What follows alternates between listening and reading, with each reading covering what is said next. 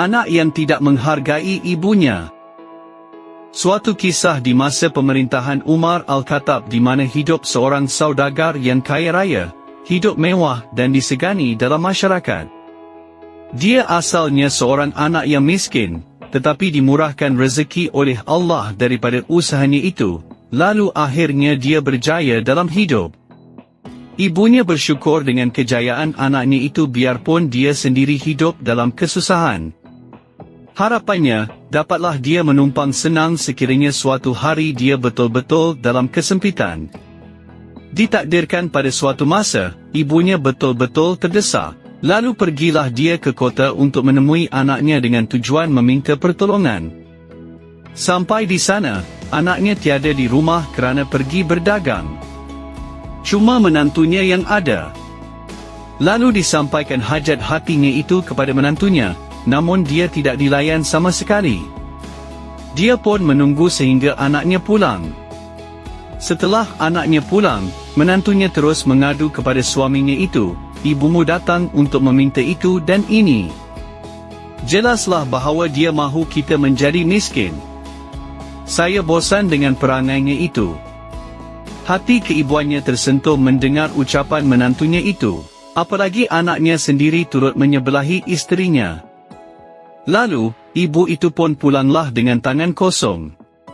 Sambil menangis dia meratap, "Anakku, betapa aku telah mengasuhmu sejak bayi. Aku telah bersusah payah memeliharamu walaupun aku dalam keadaan miskin. Tetapi sekarang kau sanggup melihat ibumu dalam kesusahan seperti ini." Demikianlah rintihannya sepanjang jalan setelah diperlakukan oleh anaknya seperti bukan ibunya. Sampai suatu masa, ketika anaknya pergi berdagang, dia telah ditahan oleh penyamun di tengah jalan. Semua barang dagangannya dirampas, sedang badannya dianiaya, tangan dan kakinya dipotong, dan matanya dicungkil. Kemudian lalu satu rombongan pedagang yang lain. Kebetulan ada di antara mereka yang mengenalinya lalu membawanya pulang ke rumah lantaran merasa kasihan kepadanya. Setelah ibunya mengetahui kemalangan yang menimpa anaknya itu, dia pun pergi melawatnya. Anaknya merasa bersalah kepada ibunya lalu menyembah kaki ibunya sambil meminta ampun, "Ibu, maafkanlah anak anda. Sesungguhnya kemarin, saya telah menyakiti hati ibu. Sekarang sedar bahawa nasib yang menimpa diri saya ini adalah kerana dosa saya kepada ibu."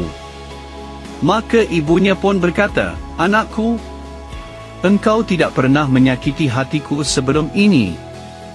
Maka perbuatanmu kemarin ibu maafkan." Pada malamnya, setelah anak itu terjaga dari tidurnya, didapati seluruh anggotanya telah pulih seperti asal. Tangan, kaki dan matanya.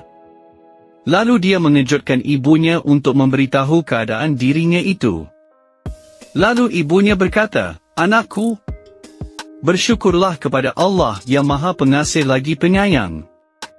Begitulah balasan seorang anak derhaka dan keredaan seorang ibu. Tanpa keredaan ibu, Allah juga tidak akan meredainya sehingga dia akan mendapat balasan di dunia lagi, maka lebih-lebih lagi di akhirat nanti.